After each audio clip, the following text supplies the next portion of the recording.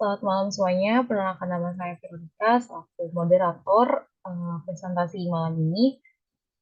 Eh, Tema dari kelompok yang kami ambil itu adalah korupsi di Indonesia. Next.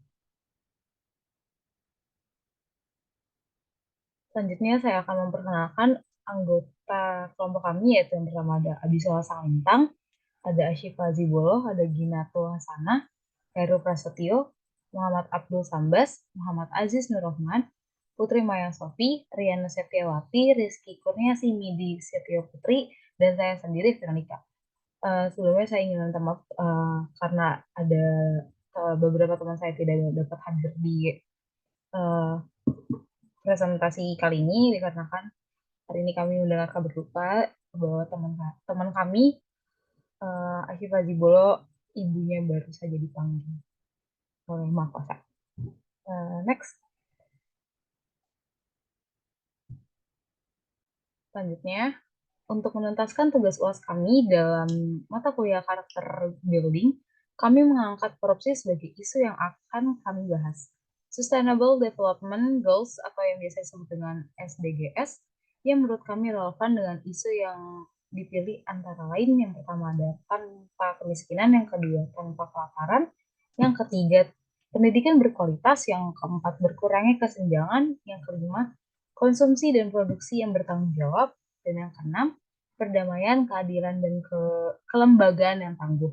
Selanjutnya, saya akan serahkan ke partner moderator saya, yaitu Sam. Waktu dan tempat saya persilakan. Silakan, Sam. Baik, terima kasih Veronica. Mari kita langsung masuk saja ke materi pertama, yaitu mengenai tanpa kemiskinan yang akan dipresentasikan atau dipaparkan oleh Aziz. Dipersilakan Muhammad Aziz Nurrohman. Oke, terima kasih Abdul Sambas. Suara saya terdengar dengan baik? Sudah baik? Terdengar jelas? Oke. Jadi yang pertama adalah tanpa kemiskinan. SDGs ini tentu sangat relevan mengingat korupsi dapat merugikan banyak orang hingga menyebabkan kemiskinan. Nah, negara yang kaya juga dapat menjadi negara miskin akibat adanya korupsi. Contohnya adalah negara Somalia. Seperti yang tertulis pada dalam website The Asian Parents, Somalia merupakan negara dengan kekayaan alam yang luar biasa dan hewan ternak juga yang sangat berlimpah, sehingga bisa menjadi pemasok untuk negara-negara lain. Namun, dikarenakan banyak korupsi di negara ini, di mana pejabatnya mengeruk banyak uang negara, sehingga uang negara yang tadinya untuk kesejahteraan masyarakatnya malah digunakan untuk kesenangan pribadi para pejabat di Somalia, maka negara tersebut dinyatakan bangkrut. Terima kasih. Saya kembalikan lagi kepada Sam. Terima kasih. Baik, terima kasih Aziz yang sudah memberikan materi. Kita langsung lanjut lagi ke materi selanjutnya. Boleh di next slide.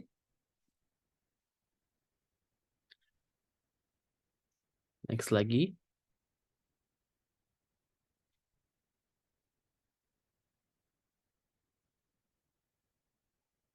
Baik, kita masuk ke materi kedua, yaitu mengenai tanpa kelaparan yang akan dipresentasikan oleh Mayang. Dipersilakan. Baik, terima kasih atas waktunya, Sam.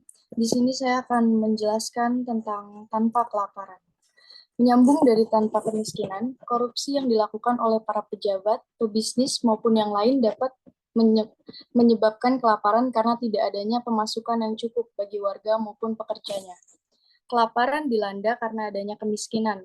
Makan dan minum adalah sebuah kebutuhan pokok yang dimiliki semua manusia dan merupakan hak sebagai manusia untuk mendapatkan makanan dan minuman yang layak.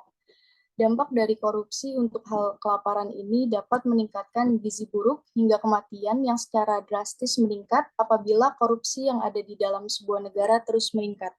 Terima kasih, saya kembalikan kepada Sambas. Baik, terima kasih Mayang. Kita langsung lanjut saja ke materi selanjutnya, yaitu materi ketiga mengenai pendidikan berkualitas yang akan dipaparkan oleh Riana. Dipersilakan. Baik, sebelumnya suara Riana terdengar cukup jelas dan... Sudah cukup terdengar jelas, Riana? Oke, terima kasih. Sebelumnya, terima kasih Sambas atas waktunya. Di sini saya akan melanjutkan pemaparan materi tentang pendidikan berkualitas. Pendidikan yang berkualitas bisa tercipta dari adanya kejujuran dari pejabat, pemerintah, maupun para tenaga kerjanya. Korupsi tentu akan menghambat pendidikan yang berkualitas dikarenakan uang yang diberikan untuk menyejahterakan masyarakat dan pelajar tidak didistribusikan dengan baik. Hal ini sudah dapat dipastikan. Dalam nominal tersebut bisa membantu untuk meningkatkan kualitas pendidikan menjadi yang lebih baik lagi atau bahkan membantu anak-anak yang kurang mampu dalam mendapatkan pendidikan dengan layak. Ya, saya kembalikan kepada Sam. Baik, terima kasih Riana. Kita langsung lanjut lagi ke materi selanjutnya, yaitu materi keempat. Boleh di next slide, mengenai berkurangnya kesenjangan yang akan dipaparkan oleh Sola. Dipersilakan, Abi Sola. Oke, baik. Terima kasih, Sam. Kesenjangan sosial ada karena biasanya ini perbedaan status sosial ya, teman-teman. Korupsi, menurut Sri Mulyani, dapat menciptakan inequality atau kesenjangan yang luar biasa dan menciptakan kerusakan dalam kehidupan sosial ekonomi. Kesenjangan yang terjadi terus-menerus nih karena korupsi akhirnya meningkatkan angka kemiskinan. Angka kemiskinan ini bisa berkepanjangan meskipun negara memiliki sumber daya yang banyak. Menurut Ketua Komisi Fatwa Majelis Ulama Indonesia atau MUI Kabupaten Lebak, Banten, Kiai Haji Baijuri, yang dilansir pada laman newsokezot.com, mengatakan bahwa ia menilai korupsi timbul karena adanya pelaku tidak memiliki moral dengan hanya memikirkan kehidupan pribadi untuk memenuhi kesenangan dan gaya hidup berlebihan. Selain itu juga udah tidak memiliki jiwa kesetiakawanan. Oke, baik. Terima kasih, Sam. Saya kembalikan kepada Sam. Baik, terima kasih Abi Sola. Mari kita lanjut lagi ke poin kelima. Boleh di next slide. Mengenai konsumsi dan produksi yang bertanggung jawab yang akan dipaparkan oleh Gina. Dipersilakan Gina. Oke, terima kasih Sam. Jadi yang kelima itu ada konsumsi dan produksi yang bertanggung jawab. Para koruptor tentu tidak bertanggung jawab dalam hal ini. Jika mereka memiliki pemikiran yang mendalam, dana anggaran untuk konsumsi masyarakat maupun pengelolaan dana dalam bentuk produksi ataupun pendistribusian bantuan akan tersalurkan lebih baik dan merata. Sehingga banyak masyarakat, pekerja maupun yang lain dapat merasakan bantuan yang seharusnya didapatkan secara layak. Baik, terima kasih Sam. Saya kembalikan. Terima kasih Gina. Mari kita lanjut lagi ke poin ke-6. Ini menjadi poin terakhir kita ya teman-teman, jadi tetap perhatikan. Poin ke-6 ini mengenai perdamaian, keadilan, dan kelembagaan yang tangguh yang akan dipresentasikan atau dipaparkan oleh Rizky Midi. Dipersilakan. Baik, terima kasih Sam atas waktunya. Saya akan membacakan poin terakhir yaitu perdamaian, keadilan, dan kelembagaan yang tangguh. Perdamaian dan keadilan tercipta dari adanya kepercayaan dan kejujuran serta keterbukaan baik dari pemerintah maupun masyarakat. Dengan adanya kasus korupsi yang meningkat, hal ini jelas sangat bertentangan pada SDGs yang diharapkan. Banyaknya demo untuk mencari keadilan menyebabkan banyak kerusuhan, kerusakan, serta kerugian bagi masing-masing pihak. Kelembagaan yang tangguh harusnya bisa memberantas korupsi di setiap sektor industri maupun pemerintahan, menolak suap dan membungkam koruptor dengan tindak pengaduan dengan cekatan akan memunculkan rasa aman terbentuk dari masyarakat karena adanya tindakan tegas dalam kasus korupsi tersebut. Saya kembalikan kepada Sam. Terima kasih. Baik, terima kasih kepada Midi yang telah mempaparkan materinya. Tak terasa ya teman-teman, kita sudah berada di penghujung materi.